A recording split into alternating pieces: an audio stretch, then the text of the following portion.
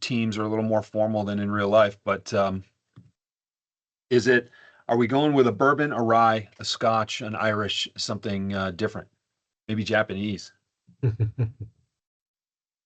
These are the important questions that we ask on Friday mornings, holiday weekends. We're going to get started here in just a couple of minutes. As people are gathering here, we got a nice crowd. Looks like 22, 23 of us today. Scott, good to see you. Thanks for joining us. Good to see you. Were you talking to Scott Hall? Run through the roster of folks here. Scott Hall, both Kansas Scotts City are here today. has Jeff Miller and Jordan. I do believe Dupree is going to be here too. There he is.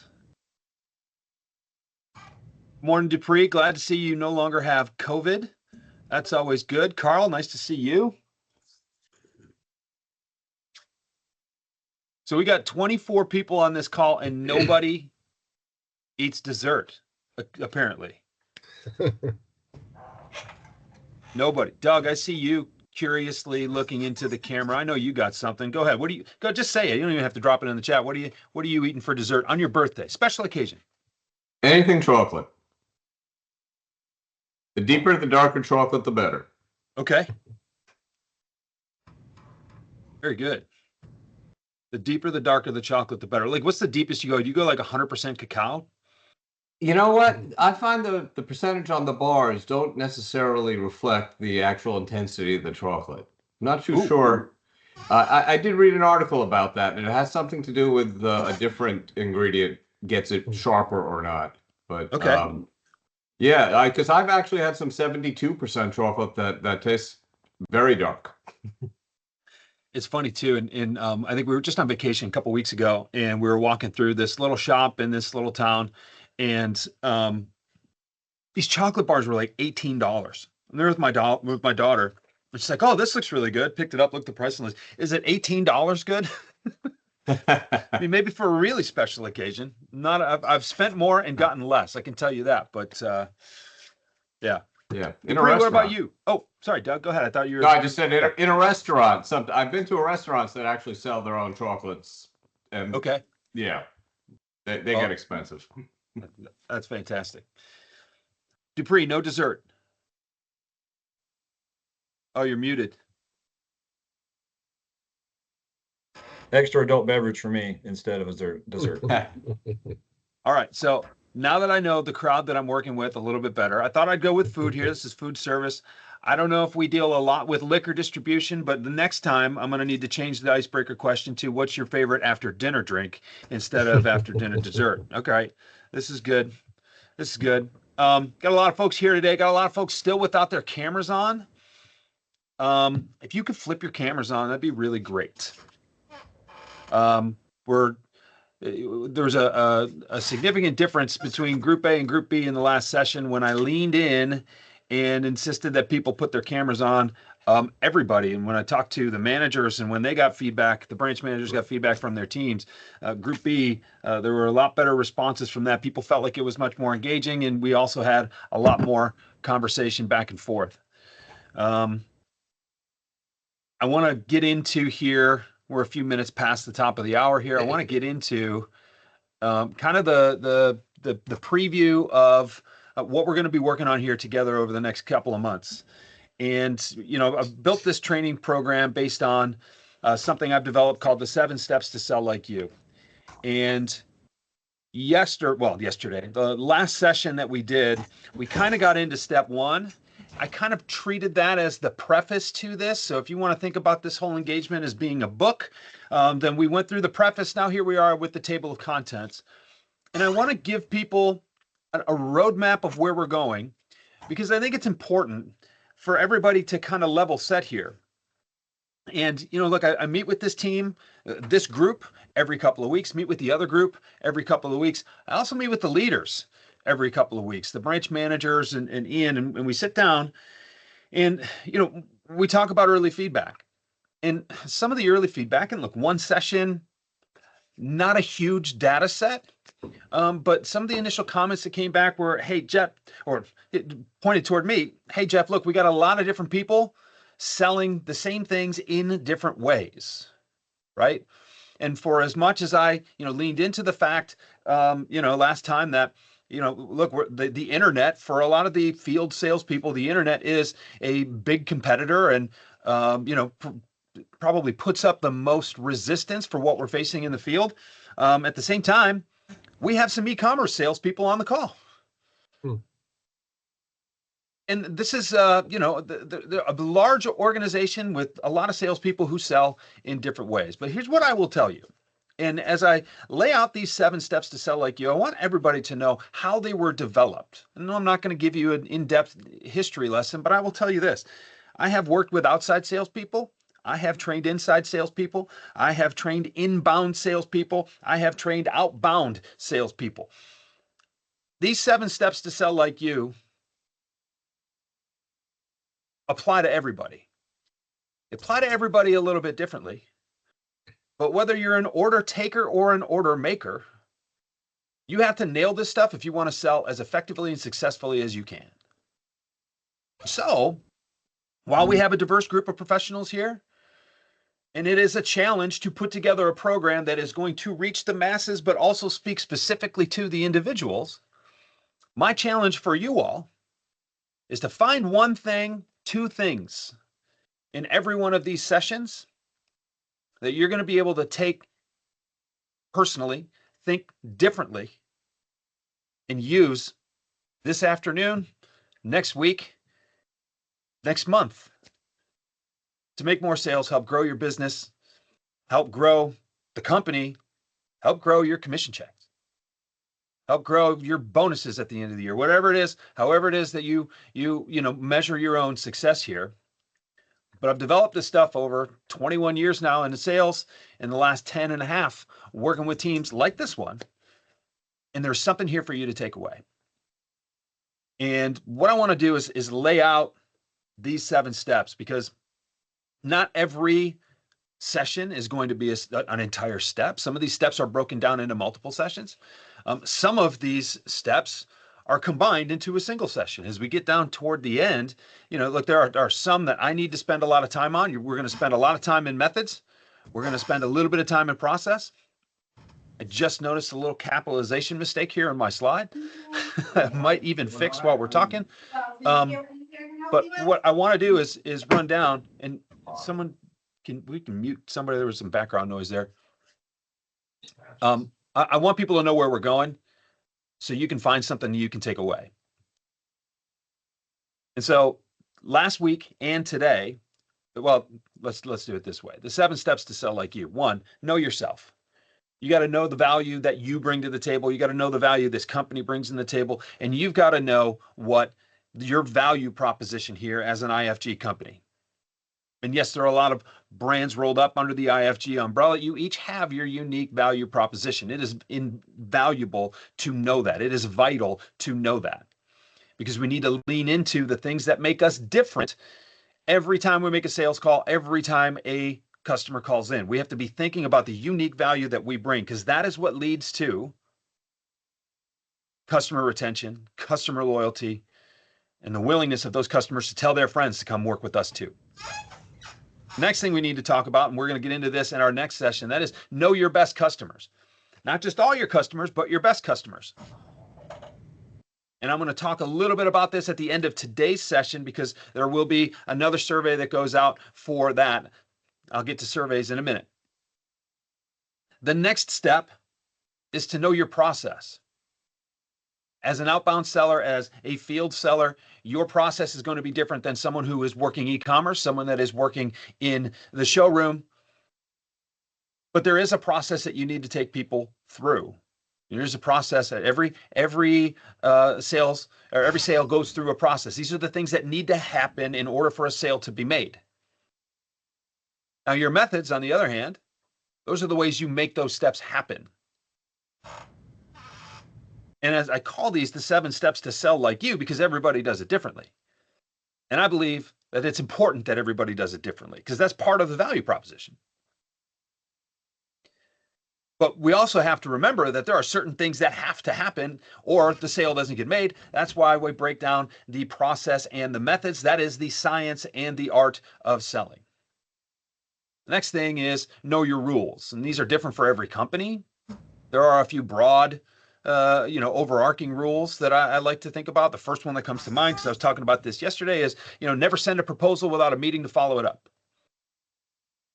I don't send email proposals without a call scheduled to discuss them. Because when you don't, those email proposals tend to just float away. A lot of them never come back.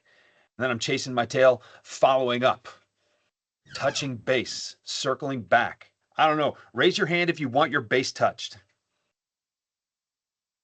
Is this thing on? Dupree's got his hand up. All right, Doug's smiling and got his hand up. All right. But these are the things, and we'll go into that in further detail. The last two are be held accountable, which is something that most sales organizations struggle with. And the last is keep your swagger, and we'll talk a little bit about that in the end, because this is the mindset around this game is very difficult. Scott, I see your hand up. You're muted, but please go ahead. So these steps and processes that we're going to go through, it's going to be over the length of this training, correct? Just so everybody's understanding, we're not going to ingest all 7 of these today. Not at all. No, this is, we've Okay. got, a few months that we're working together. I want to give people the roadmap of where we're going over the duration of this engagement so that they feel like they have an idea of where that direction is headed. But today we're going to really just finish and tie a bow on step 1, which is know yourself. Right. Last session we talked about. Yep, you bet. Last time we talked about what is your why. We talked about directing or tying together the reasons that we work for this company, the reasons we feel good about what we sell, the reasons we believe our customers are better off. We tie that together with, what we believe our value proposition is. And now we have a really good idea of what we can go out and communicate to our customers. Next week, we're going to talk about, what our best customers are going to resonate with. Who are the right people to be delivering that message to? What is the environment that we're selling into? And not just competitors and negotiations and objections, but let's think about buying motives.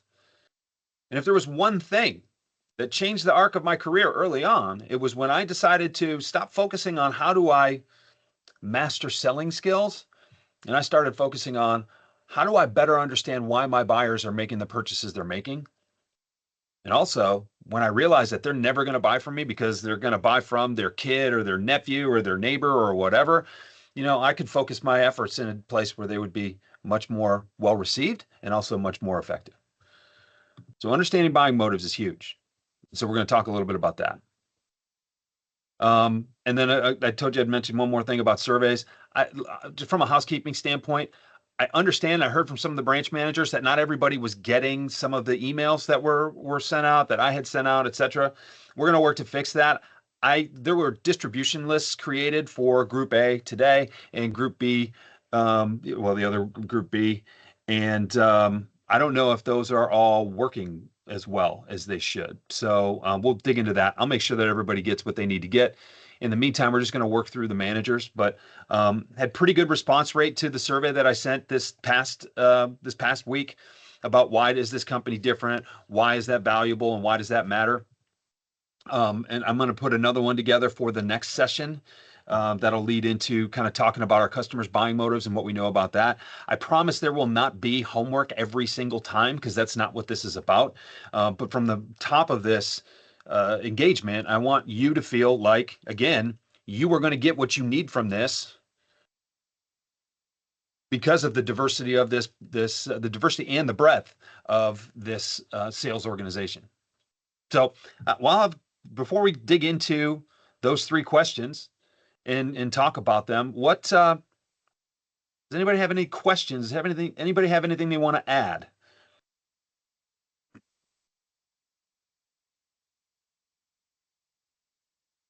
Carl, you look inquisitive this morning. Carl Stanley. No, shaking his head. He's got nothing. Scott. No, I've got nothing to add. All right.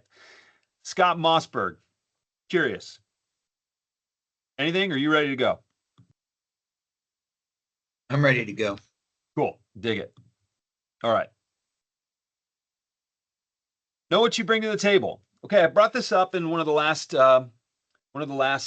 sessions. I think it might have been Group B. I think I might have brought it up in Group A, but it came up and someone actually asked a question about it in Group B. But the idea that we have to think of why we're objectively different instead of why we are subjectively better. And when you think about something objectively different, when you think about something that's different, we can clearly see this is different than this. You can have a discussion about differences.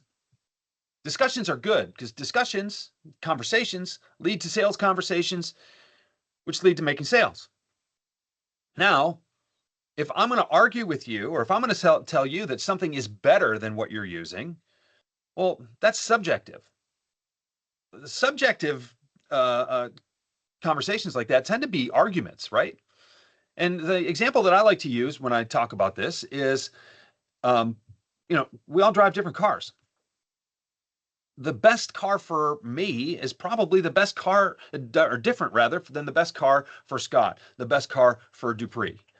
I don't drive as much anymore. So gas mileage is a consideration, but not as much as it used to be. When I drive 8,000 miles a year instead of 35,000 miles a year like I used to, I'm a little less cognizant of gas mileage. But someone else that's going to be on the road all the time, paying for gas out of their own pocket, they may choose a different car for me for lots of different reasons, right?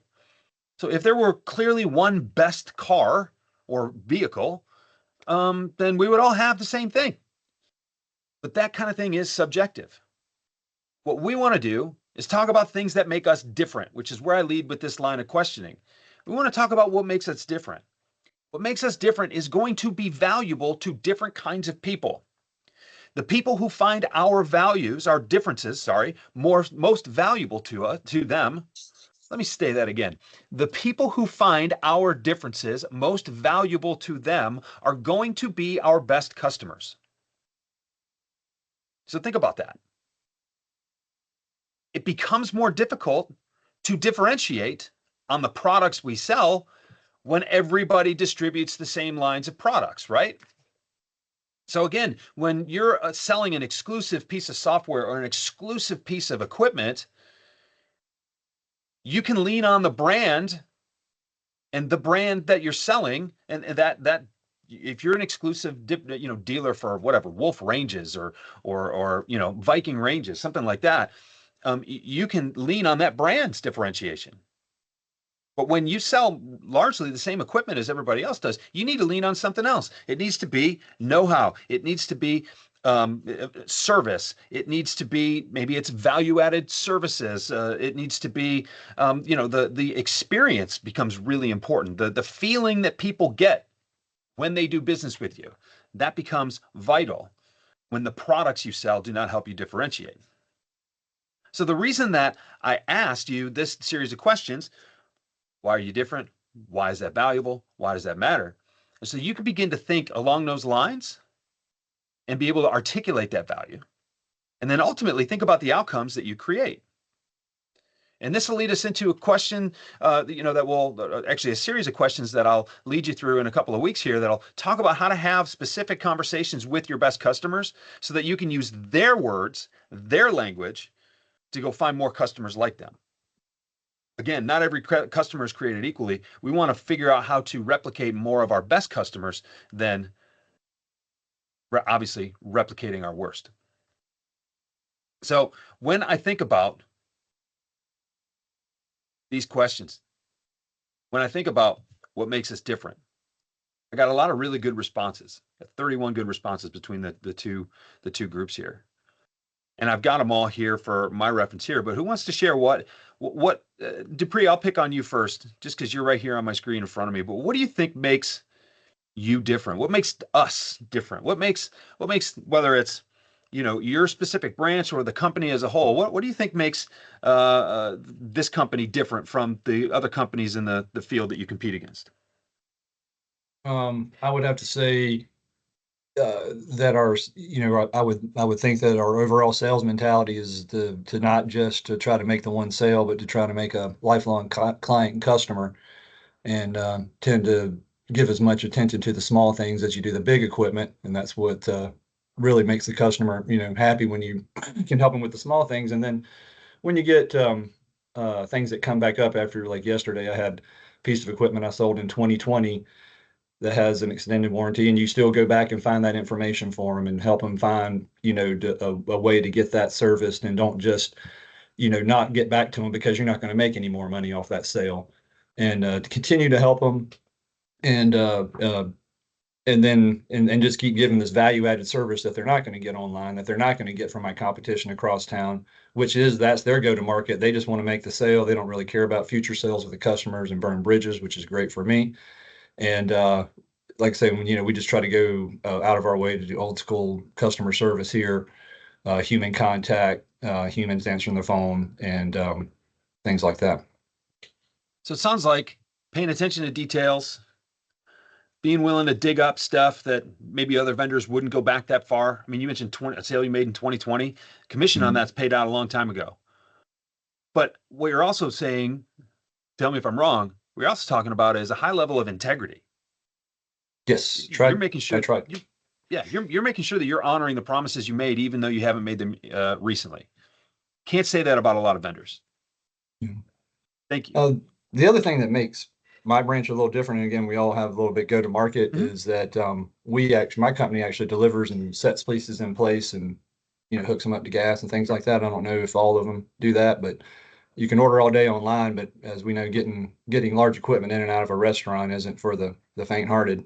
And I actually had a guy ordered a piece online a month ago. We delivered something to him yesterday and reminded him of it, but he ordered a U-line piece with a marble top, came off the pallet, tore off his finger because he ordered something online, and rather than having us deliver it for him. And so, after that, he's like, I'm going to always have somebody come, have a certified tech, or, one of our installers come after that. And that's why I had Cammie go deliver to him yesterday. She brought two refrigerated units.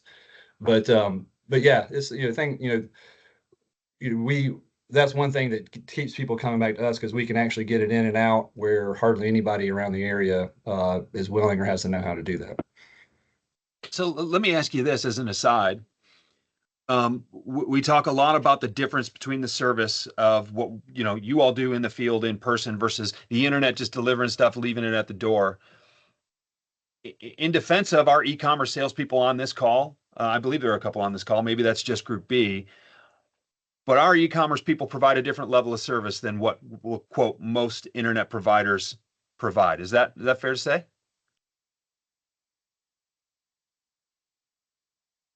I guess there's none on the call. Okay. Well, I see Scott Mossberg shaking his or nodding here. So, I mean, I think it depends. We do what we can for the customers on our end, of course. Mm-hmm. So it just depends on their location and what options we have at our disposal. That's fair. What I don't want to be, or what I want to be careful of, rather, and what I don't want this to be confused for, is that we're just trashing everybody who doesn't, get into the field every day and sell. There are a lot of ways to service these customers. We all have different ideal customers based on the business models that we have, and they're all really good. The money spends the same, guys, right? So I want to just be very clear that everybody's individual territory dynamics are what they are. But that doesn't necessarily mean that there is a right way or a wrong way to do it. That is the crux of the conversation here. There are a lot of ways to get the ball across the line. And the way we work determines the different customers that we work with. What we need to be willing to do is lean into those things that we're particularly good at for the reasons we're particularly good at them, and be able to convey the value that difference creates. The That's diversity. where I think a good. Yeah, go ahead, Scott. Thank you. I think that's where a good salesperson or somebody that's successful, there's no two kitchens that are the same. And a good salesperson, they find their niche. And that's what makes the difference, because none of us are the same. And when you find your niche or your groove or where you succeed in, because you can look at Jeff Miller, I believe he's in this call, has his own type of customer base, which is very loyal, and yet none of them are the same in so many ways. And then you take a look at Mr. Stowers, who has his customer base, and even though it's one very large customer, it has 1,200 different arms that he has to deal with every day. So it's a niche. And that's what makes, a good salesperson is they've found what works for them and what kind of clients they have and the type of market they're in, because Tampa and Kansas City have very little in common as far as cities and even food choices, but yet, we're in both markets. So I think that's one of the secrets as to why are you different, is you've found your niche, you found what works for you. Scott, while I That's have you, really before you go back on mute, I mean, what do you, throughout your career, what have you leaned into as a niche that has really served you? my personal favorite thing that I do on a day-to-day basis, believe it or not, is selling the import side. I like imports. I like to push the brands, the stainless, the shelving, things that are commodities, but yet you can find a way to buy them, and then the margins are in that type of product. So that's my personal favorite thing that I work with to try to see move out the door. The other things, like a true refrigerator, it's too commodities, it's too much online. It's there's no money to be made. So I look for things that, we can build margin in and do better than the other guy. And so I would have to say imports. I'd like to hear Mel Stowers talk. So would I, actually. And talk about his niche, because he's on the call, and he's got he's different. There's nobody like him. And so let's ask him a question. Well, Throwing him under the bus. well, hey, Scott, just don't put me on the spot. Yeah. Why don't you just put me on the spot with the group? I think I did that to him last week. So I think, hey, they're passing it on. It's a pass on. I mean, there's nothing really to add other than building trust. No, there's no one size fits all. Well, and I appreciate that. And I know you were put on the spot, so let me give you a minute here before I go back to you, because while I have you, I'm not going to let you go, because you gave me some really good answers last time too. It all comes down to building trust. You're absolutely right. But you create trust differently than other people do. You certainly create trust differently than I do. We create trust differently than Scott Hall does. We create trust differently than Carl Stanley does, right? But what was it about the way that you do this? What is the differentiator that you bring to the table? Well, there's no secret sauce, Jeff. There's no secret sauce. It's just one conversation at a time, one transaction at a time, building the trust. If you don't overcommit, I always try to over deliver and undercommit. So thank you for that, Mel. Let me share with everybody, I think, let me guide the intent behind this discussion. When I was in the field and I was selling in a different industry, but the way I sold was different. And I didn't lead with a product. There are a lot of salespeople, the majority of salespeople out there. I think it's one of the things that gets in our way is we get very excited about the products that we sell and less excited about the way that we sell those products. And what I mean is, I sold in a roughly commoditized industry as well. The products that I had competing against, the other companies that sold against me, they all came from the same place. They were all considered to be the same. We processed and produced ours in a different way. There was a story to be told about that. But what I ended up doing was not talking about the product itself, but I started educating my customers on things that they weren't aware of that related to basically our strengths, our differences. And I don't need to go too deep and have people's eyes glaze over with gamma radiation and sports medicine implants, right? But, I was starting conversations about things that were relevant in the marketplace. Those conversations created the opportunity for my product to be a very good solution to a problem that was not currently being addressed. So it wasn't my product is better, my product is, the other products aren't as good. It wasn't anything like that. Look, everybody was having a reasonable amount of success. I gave them something different to think about. Now, there are other people who sold differently than me that also succeeded, but that differentiator meant that I was always a good conversation. People were always going to learn something from me. And I had a reputation in my field, and I worked in the same geography for 11 years. So I know what you guys mean about having a reputation. You know, Dupree will tell you, well, look, I grew up in this area. I know a lot of people. My father was in the business, and I have an interesting name. He's got a brand, right? I had a brand because of the way I sold. And so, Mel, yeah, it all leads to trust. And I'm not going to pick on you anymore. I just want to refer back to what you said. It all leads to trust. It's about over delivering all the time. You probably did that in a different way. And if you can't articulate that right now, that's fine. But the purpose of this is to articulate for ourselves what we bring to the table that is different than everybody else. Why Right. do people want to take my call? Well, I just showed up every day. You know, there's And something about just showing up every day. there sure is. My customer's local here in the city. The headquarters is in the city. So I showed up twice a week, and I gained a reputation that, hey, you know, I was a good problem solver and I was fair.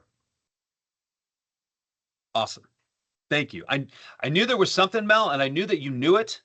I just felt like you weren't, maybe I wasn't leading you in the right direction to answer that question as well as you could. So thanks for sticking it out with me.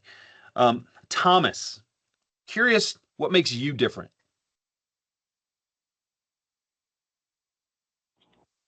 Sorry, I'm having trouble. Can you hear me on this audio? I'm on a phone versus computer.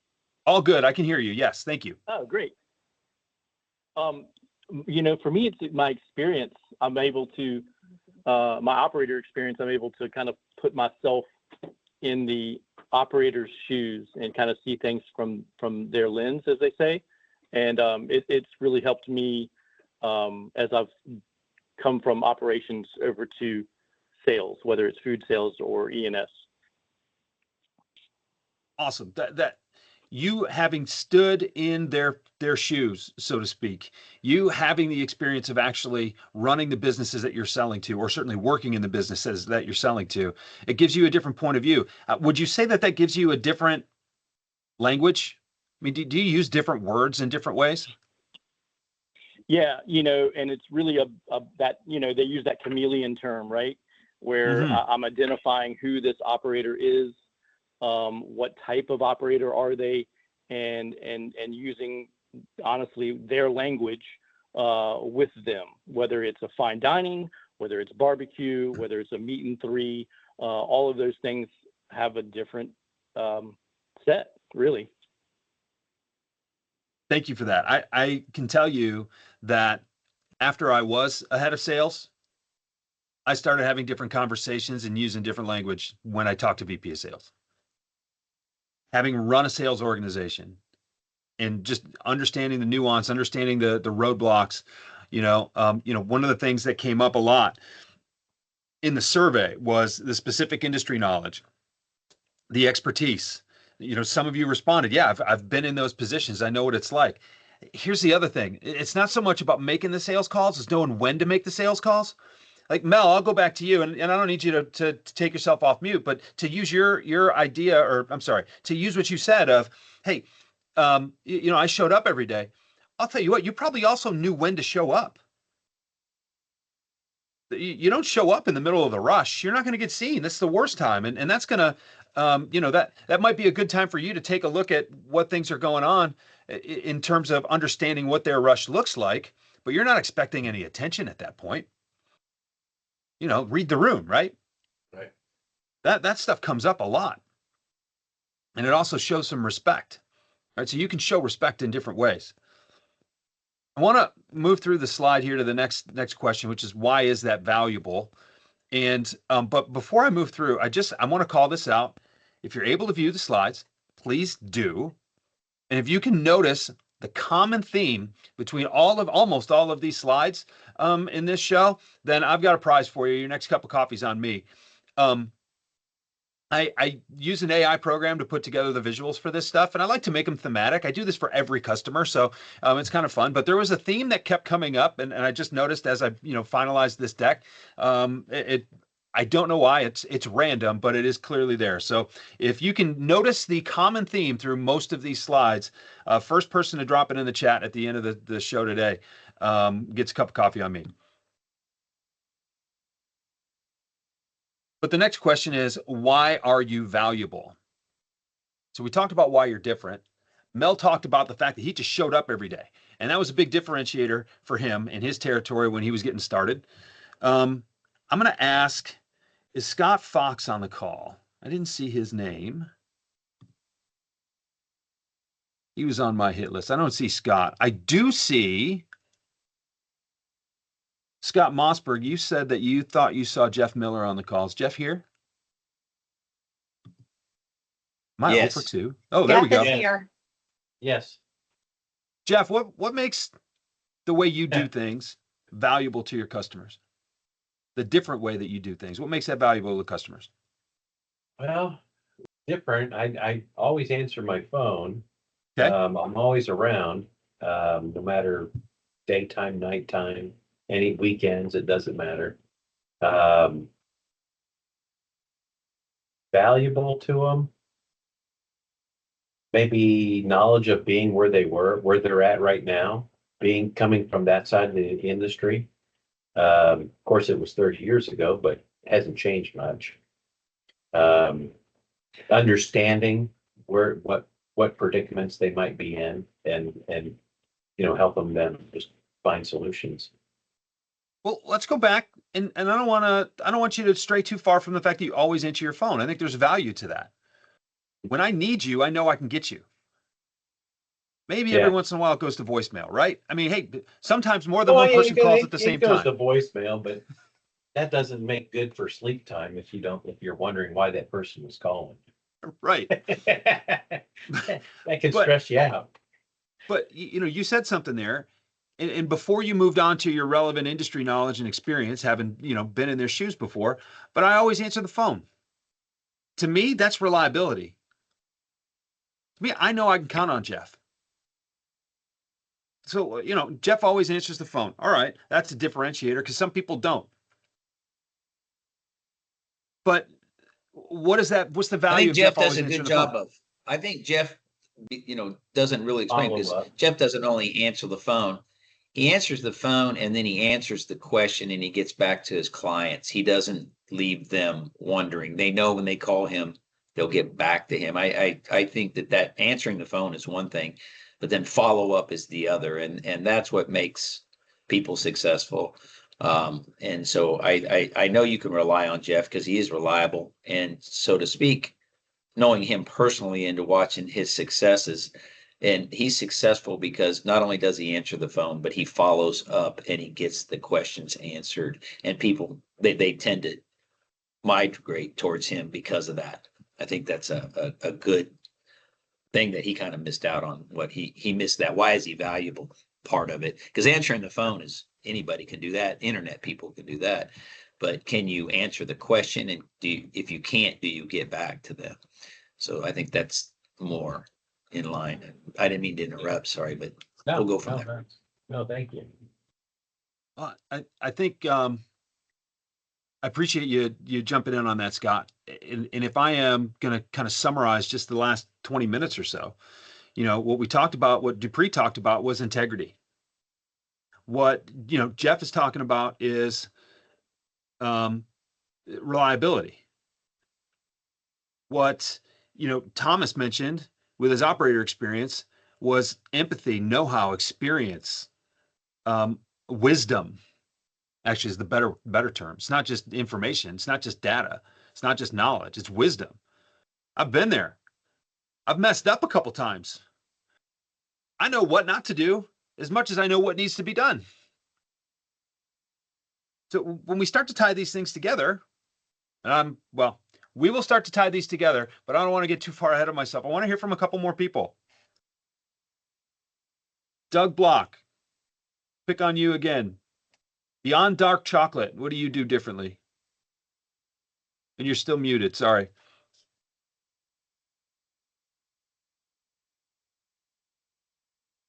Sorry about that. Oh, good. Yeah, and it's a shame because I just had my best thought and now I lost it. No, just teasing. What we do as a company differently is we manufacture in America. I'm a little bit different than the other people on the call. We're a manufacturer. But what Dupree was talking about earlier, which was the follow-through, which is what you really, before I was doing this, I was a rep for 25 years. And I can tell you that I've had Thunder and I've had to go against Winco, and they're the same product. And really what you're selling is your relationship, your reliability, your ability to be counted on to get back to them, and pretty much everything Dupree said and Scott said as well. So, they have a choice of who to buy from, and they're going to buy from the people that took care of them last time and continue to take care of old problems or go the extra mile. As far as what we do differently at Intedge, it goes back to our American made, our ability to do customs on the fly. If you just want one item, we're not charging you an extra setup fee or anything different just to get you out one item that might be a special. Because we're small and agile, we're able to do those sort of things that none of my competitors can do. Awesome. So if I'm assimilating that to the list here, we've got integrity, wisdom, reliability, and what you laid on, or what you just laid down there rather, with Made in America, small items, large items, etc., is flexibility. Right. Customization. Exactly. Awesome. Thanks, Doug. Thanks for letting me pick on you again. That's fun. I'm here for that. Tammy Crawford, I see you looking into the camera here. Your thoughts on what makes you valuable to your customers? I think mine is probably my versatility. I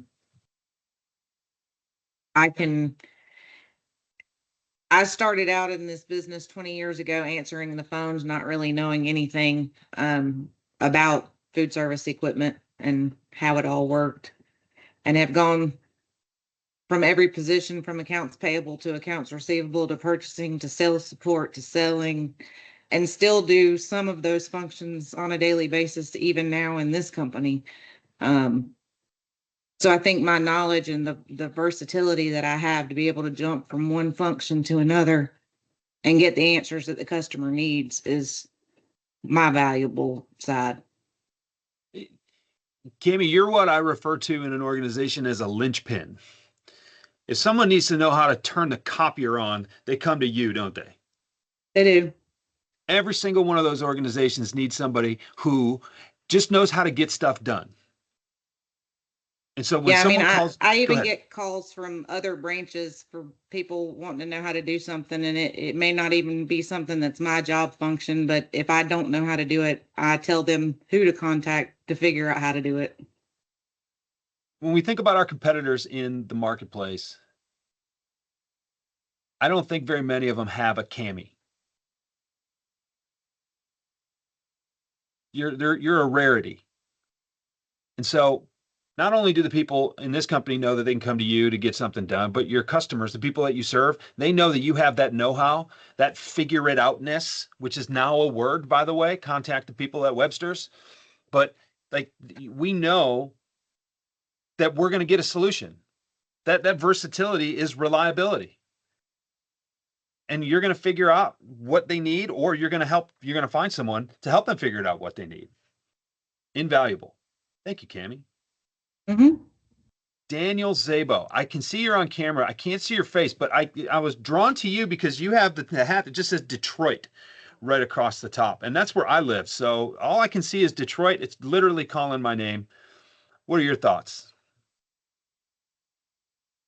You are muted. There we go. And now I still can't hear you. Maybe you have a microphone issue.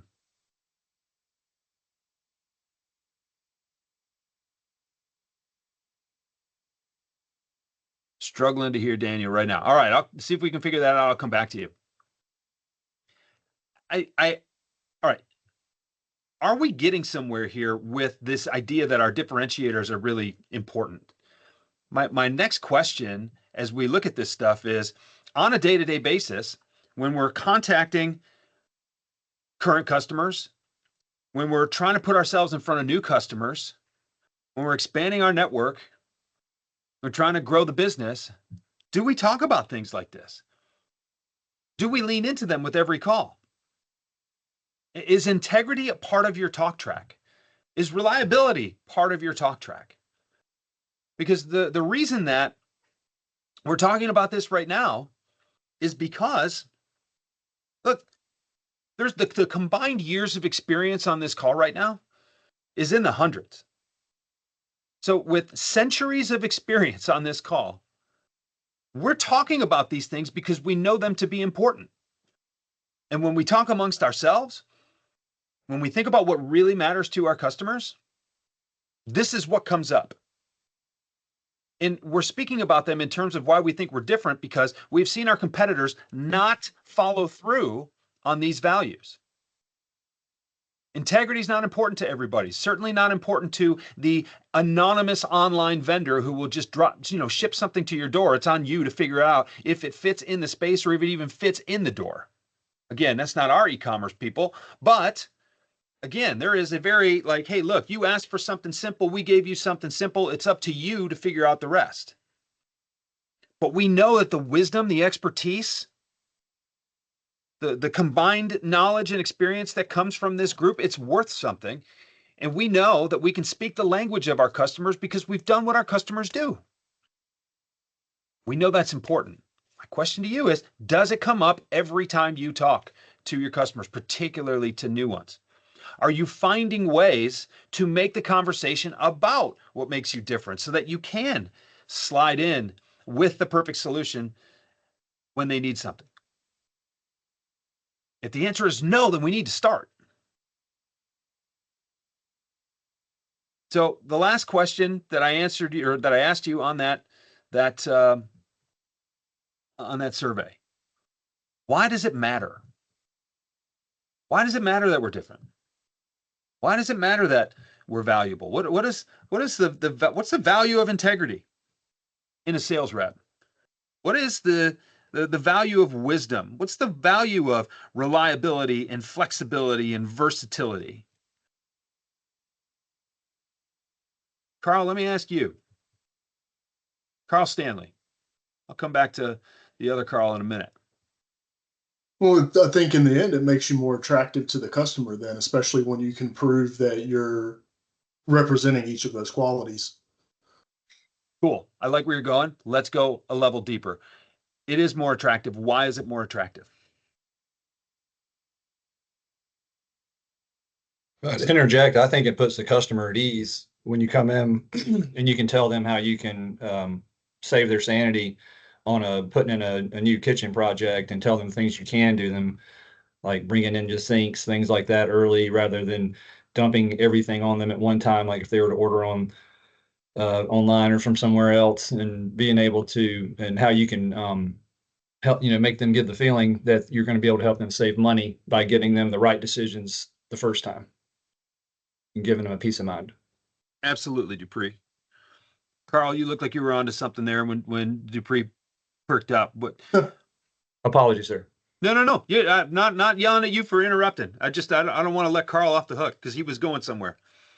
Was I? Well, I mean, it really comes into, for me, it comes into proving each of these things, not just telling the customer that, True. You can rely on us because of this, that, or the other. I mean, you have to be able to back it up as well. So it's just showing your customer that you're going to be there for them and provide the service they expect that they're going to receive from you. Absolutely. Backing up, not just making those promises, but backing up those promises. Dupree, you mentioned putting your customer at ease. Mel, earlier today, you mentioned building trust, over delivering, right? Never falling short of expectations. And so what does that mean? Well, Scott Hall got mad at me in the first day. If you remember this, a couple of weeks ago, Scott got mad at me. He says, "We don't have customers, we have partners." That is not the way that everybody treats their customer relationships in the field. Every restaurant is going to say, "We don't have customers, we have guests." They don't all treat them as guests. I'm not always treated as a guest when I'm in a restaurant. I don't go to those restaurants very often because of that. But you treat your customers as partners. You're invested in their success. you want to see them grow. You want to see them thrive. We've talked about the precarious nature of this industry and how every dollar feels like it makes or breaks the livelihood of the business. And Carl, I see you. I'm going to come to you in a second. There's a different feeling that you get, and that integrity comes through. It's important to people. Because when we talk about every minute feeling like it could make or break your business, you want to feel like you're sharing in this risk, sharing in this journey, sharing in this endeavor with some people who care about you, who you are going to, and you're going to surround yourselves with people who you believe can help you get the ball across the line. Go ahead, Carl. You're muted. Sorry. Sorry, I was muted. So on this topic, one of the things that we mention to customers sometimes, no offense to Carl Stanley, is that the internet doesn't come in and support your business. They don't come in your restaurant and eat with you. We do. So it's a two-way street. And again, we get back to, what you may find is the field salespeople have a different type of customer than the e-commerce salespeople do. And again, in some ways, we may sell, I don't know that we sell against each other so much as it feels like we're kind of have different value propositions to our customers. But regardless of whether the internet is a price-only proposition. And some people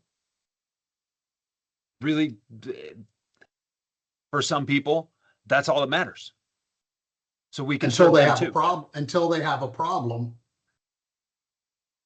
and then it doesn't matter, which is what Dupree was talking about earlier. That's the differentiator, the service that each of us and each of our people can provide. I agree. The service is what you're selling on, Carl. Carl Stanley's not selling on that service. I'm assuming that the service that Carl Stanley offers versus what other internet providers offer is also different because the IFG name means something. But again, we get back to, we have a lot of different salespeople on this call selling in a lot of different ways to a lot of different people. What's important is not that we have one combined and unified way that we all sell to the people that we sell to under this company, under this company umbrella rather, but that we all know what we bring to the table uniquely so that we can make the biggest impact on the kind of customers that we sell to. And so let me kind of sum up here some of the things that had come through the survey responses, as well as some of the things that we had talked about today. Our foundational differentiators here. We have a point of view. We have an opinion. That opinion comes from years, decades, centuries even in this room of experience. We pay attention to the details that other people don't pay attention to. We've got a customer-first approach to the point where we don't even call them customers. They're partners of ours. We look at the fluency that we have in the industry. We understand how this stuff works. We understand when to show up. We understand that showing up is important. We understand that consistency is valuable. We understand that integrity is a difference, or a differentiator rather. But that expertise leads to consultative skills. We're seeing other things that we're seeing things that other partners, other vendors who call themselves partners can't possibly see because they haven't stood in your shoes. The integrity and the follow through, the showing up every day, the strategic thought, the fact that we sell a comprehensive suite of solutions. Not only can we see multiple opportunities, we see multiple ways to help you get better, we can also fulfill those obligations and those needs. And that leads to proactive problem solving. Again, you have got a partner here. You've got a partner with us. We're looking out for you because every single restaurant owner, every single restaurant operator can use an extra set of eyes, an extra set of ears, an extra set of hands, because the opportunities to trip and fall are multiple. So I want to kind of wrap up here, and I want to look ahead for a couple minutes here. The important things to think about when it comes to your differentiators, look, asking the questions that pop into your head, being curious and not being afraid to ask the tough questions. But think about this for yourself, like, because of your integrity, because of the wisdom that you have, because of the experience, that your reliability, because of your versatility, because, Cammie, you're a linchpin. What can people do now that they couldn't before? What kind of an impact does that make on them? And what's the value of that impact? What is possible now that wouldn't be before? Is productivity increased in a way that they hadn't realized? Are we saving them time? Does it save them money in the long run, even if it costs more up front? Look, margin pressure is important, but we also can't ignore the money, the dollar equation. Does it make the place a better to come to work? Are you helping to contribute to an environment where people want to go? Think about these things as they relate to what you bring to the table. And I will get ahead of myself here by a couple of sessions. We're not going to talk about this next session, but 2 sessions from now. What will your best customers say? If you ask them what your biggest differentiator is, what would they say? And if you haven't asked them, then you don't really know. And I would encourage you to go ahead and ask that, because it's really important. All right, so we've got, I see why you don't wear a sports jacket to a kitchen meeting. Yes, I do see why. I'm glad you caught that, Dupree, because there was flour or something all up that sports coat.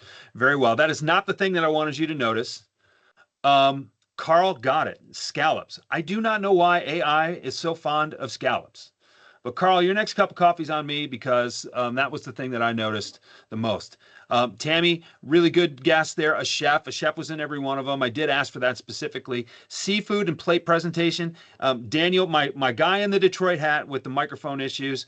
I'm gonna honor that cup of coffee for you too, just because, you know, Detroit, the hometown connection here. So thank you for picking that stuff up.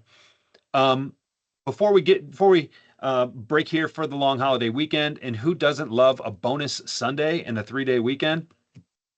I want to talk a little bit about the next session that we're going to have together. And today we talked about and kind of close the gap on how do we know ourselves. And what I want to go into next session is how do we get to know or think differently about our best customers. And we're going to lean into motives rather than what we have to sell. We're not going to lead into their needs, because they think about their needs differently than we do. We want to think about their motives. What are they really trying to accomplish? And we can understand the why behind their actions. We can actually help to guide those motives. And when you can help to guide those motives, you build a customer for life. And I'm going to go into that more next week. So there will be another survey coming. I'm going to send it probably next Tuesday, and I'll send it through your manager so that they can deliver it to you. I don't want it to get lost in the shuffle on the long weekend, but I'll get that out to you, and then we'll have another interactive session. After our next interactive session, it's going to feel a lot more like sales training, right? We're always going to have a level of interactivity here, but I want to make sure that we do get into some of the lessons, and I want to share with you some of the things that I've successfully trained people on over the last decade or so. But in the last minute that we have here, does anybody have anything they want to add? Any takeaways from today? Sean Hardner, you've had your camera on this entire time, and I haven't called on you yet, and I feel like I need to. So what did you take away from today? The word, I guess, accountability and tenacity come to mind. And from a sales book, I'm not sure who or when I read it, people love to buy, but they hate to be sold. Jeffrey Gitomer, The Little Red Book of Selling, one of my early mentors. Yeah. Got to do some work with Jeffrey when I started my career in this business. Yeah, very much. And that's where the buying motives come. That's where my buying motives kind of MO comes from, was Jeffrey. So I'm glad to see it, another fellow reader. Appreciate that, Sean. You're welcome. Thank you. Christina Baker, you've been on camera this whole time too. What are your takeaways? Well, I missed part of it because I had to help with a customer, but from what I have gone over the survey and you and I interacted via email, I feel like touching a customer on a one-to-one level is huge. I mean, I'm not really big in the company, but my team here, they're so what's the word I'm looking for? They're so passionate about their regular people, you know, the small community of Charleston and watching it grow with restaurants. I mean, there's people here in FRS that have worked with individual restaurants for the last 30 plus years, know their family, generations. So that's kind of what I'm taking from the last two sessions that we had. That passion is really powerful. And I think it's one thing to demonstrate it, but how do we live it? How do we articulate it to our customers that it's worth something? And I think ultimately we need to stop and think about those little things. It's the in-between stuff that holds the whole operation together and holds that loyalty in. So thanks for picking up on that. And that's what we're going to lean into going forward. Awesome. So team, really appreciate the participation today. Thank you for leaning in. Mel, Scott, Thomas, Carl, Dupree, Cammie, everybody else that I talked to today. Really appreciate it. Have a great weekend. Be safe. Have fun. And I think we got to talk about dessert next time.